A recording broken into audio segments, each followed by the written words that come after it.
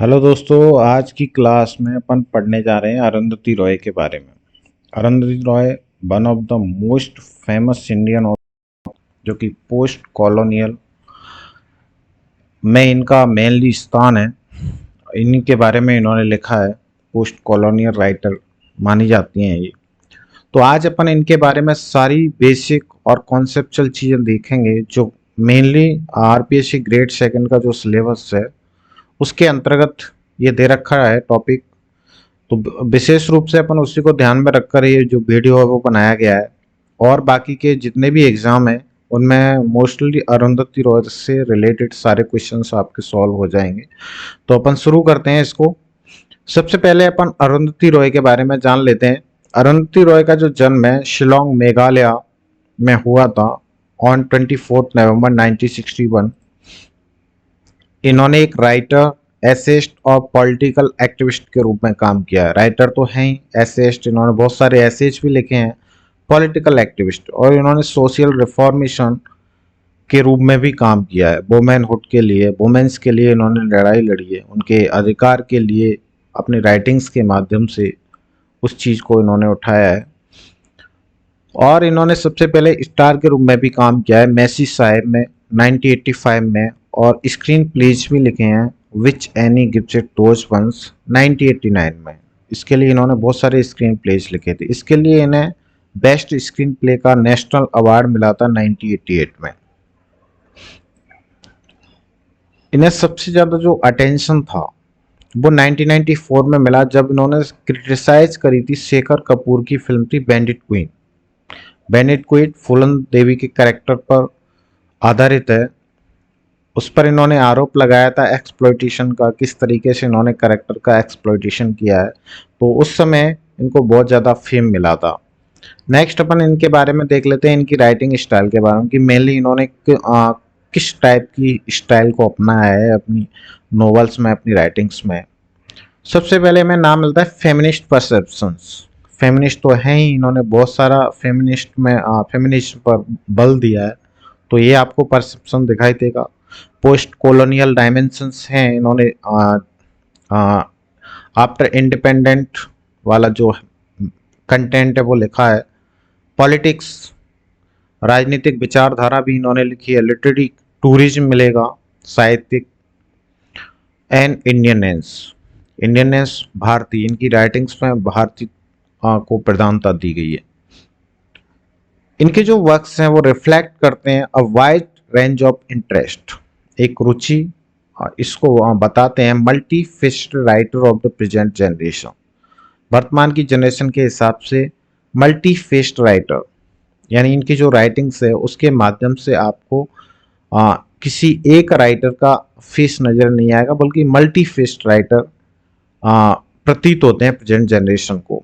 इनके जो नॉवेल्स हैं full of deep, mysterious, complex emotions, जो कि very true to life, life के प्रति वेरी ट्रू है। Story of each character in the unravel slowly and in the end culminates in a passionate story of life। धीरे धीरे जो कहानी है इनकी कैरेक्टर्स की वो धीरे धीरे शुरू होगी और अंत में एक पैशनेट कहानी बन जाती है लाइफ की, इनके कैरेक्टर्स के माध्यम से जब हम इनके नॉवेल्स को स्टडी करते हैं। इनको master of manipulator of language कहा जाता है। इन्होंने भाषा को मैनिपुलेट किया था, यानी भाषा को इस तरीके से खुद की लैंग्वेज को खुद के तरीके से प्रेजेंट किया था, इसलिए इनको मैनिपुलेटर ऑफ लैंग्वेज कहा जाता है। इनकी style of writing merely feel distinct, it feels as though she has created a language more profound and beautiful। इन्होंने एक ऐसी भाषा को क्रिएट किया है जो मोर प्रोफाउंड है एंड सुंदर है। One that only see has to expertise to operate, ऐसा माना जाता है कि इन्होंने खुद इस पर एक्सपर्टाइज किया, एक्सपर्ट थी इसको ऑपरेट करने में। तो ये इनकी राइटिंग स्टाइल से संबंधित ये सारी चीज़ें मिलती हैं जहाँ से भी इस कंटेंट को बनाया गया है। तो इनके बारे में आपको ये विशेष बातें ध्यान रखनी है। लास्ट टाइम यहाँ से क्वेश्चंस बनाए गए थे और बनाए जाते हैं हर बार। नेक्स्ट अरुंधति रॉय के बारे में जानते हैं, उनकी राइटिंग्स से रिलेटेड। तो सबसे पहले बात करते हैं फिक्शन राइटिंग्स यानी नॉवेल्स के बारे में। तो इन्होंने दो नॉवेल्स लिखे हैं। पहला नॉवेल लिखा था 1997 में, the God of small things. Most popular novels था, इसे इंटरनेशनल फेम मिली थी। मैन बुकर पुरस्कार भी मिला था इन्हें 1997 में, और इसको पब्लिश किया गया था फ्लेमिंगो के द्वारा। इसके 17 साल बाद, 17 साल नहीं सॉरी 20 ईयर्स लेटर 2017 में तो मिनिस्ट्री ऑफ अटमोस्ट हैप्पीनेस आया था। पब्लिशर था इसका हैमिल्टन। थोड़ा बहुत गॉड ऑफ स्मॉल थिंग्स के बारे में जान लेते हैं। इसका जो प्लॉट है वो आई मैडम केरला, मेनली इनके चाइल्डहुड से रिलेटेड है। ये जो स्थान है यहाँ पे अरुंधति रॉय का चाइल्डहुड स्पेंड हुआ था। इसका जो रिटर्न करने में समय लगा था 4 इयर्स का लगा था, 92 से लेकर 96 से ध्यान रखना है। इसमें जो टाइम प्रेजेंट किया गया है वो 69 और 93 का है। पब्लिश्ड हुआ 1997 में। ये 4 बातें आपको इनके बारे में ध्यान रखनी है इस नॉवल के बारे में। इसकी जो कहानी है वो childhood experience of retinal twist यानी मिलती जुलती है, तो इसलिए इसे सेमी ऑटोबायोग्राफिकल कहा जाता है इस नॉवल को।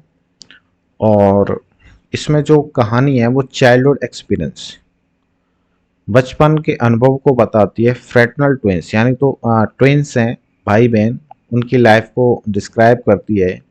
और इसमें बताने की कोशिश की है कि किस तरीके से उनके लाइफ को डिस्ट्रॉय कर दिया गया था लव लॉज के द्वारा, जो 1960 केरला में पनप रहे थे लव लॉज। इसके जो करेक्टर हैं मेनली, इसमें एस था जो कि रायल्स का ट्विन ब्रदर है, ये नाम ध्यान रखने आपको।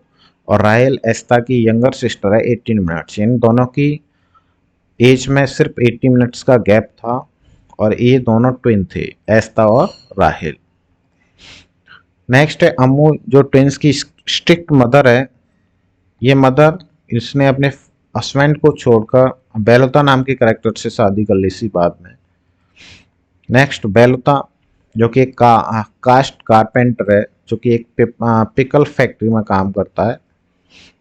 नेक्स्ट अदर करेक्टर में आते हैं चाको, जो कि आस्था रायल्स का मैटरनल अंकल है, baby coach the twins maternal great. ये करेक्टर आपको मिलेंगे the God of small things में। नेक्स्ट बात कर लेते हैं the ministry of utmost happiness के करेक्टर्स के बारे में। ये जो पब्लिश हुआ था 2017 में हुआ था, 20 साल बाद आया। इसके जो करेक्टर्स हैं उसमें अंजुम, अंजुम नाम का जो मेन करेक्टर है वो एक इंटरसेक्स है, lives as a Muslim hijra, South Asia में रहता है, मुस्लिम हिजरा के नाम से। ख्वाबबाग जगह है, कई सालों से यहाँ पे रह रहा था, फिर ये छोड़ देती है। यानी इंटरसेक्स मतलब ये अंजुम है वो एक लेडी है जो कि इंटरसेक्स है यानी हिजरा है। छोड़ने से पहले ये ख्वाबबाग जगह पे रहता था एंड इवेंचुअली फाउंडिंग द जन्नत गेस्ट हाउस, जब तक इसे जन्नत गेस्ट हाउस को फाउंड नहीं कर लिया। इसके अदर करेक्टर मुलाकत अली, जैनाब, सद्दाम है। इसकी शॉर्ट समरी की बात करते हैं। इसमें देखो मेनली दो करेक्टर्स की कहानी चलती है। इसमें जो डिस्क्राइब की गई है लाइफ वो दो करेक्टर की है। Life in India in the wake of the partition through the eyes of two characters, partitions की कहानी को बताती है, जिसमें अंजुम और एक है टीलो नाम की कहानी।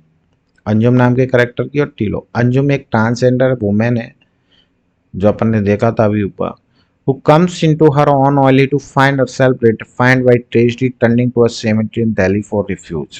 वो दिल्ली आती है और एक कब्रिस्तान में किस तरीके से उसकी लाइफ एक ट्रेजिडी के माध्यम से अंत हो जाती है, तो ये कहानी हमें मिलती है।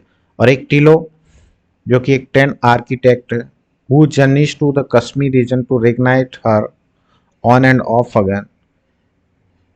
किस तरीके से उसकी जो लाइफ है कश्मीर से आर्किटेक्ट का काम करती है, और उसकी जो यात्रा है वो कश्मीर रीजन से शुरू होती है। To reignite her on and off again love affair with Musa freedom fighter. किस तरीके से उसके जो लव अफेयर था मूसा के साथ, जो कि एक फ्रीडम फाइटर है, उसके on and of ups and downs के बारे में हमें पता चलता है इस नॉवेल्स के माध्यम से। नेक्स्ट अपन इनके नॉन फिक्शन राइटिंग्स के बारे में जान लेते हैं। इन्होंने बहुत सारे एसेज लिखे हैं, तो ये आपको विशेष रूप से ध्यान रखना है।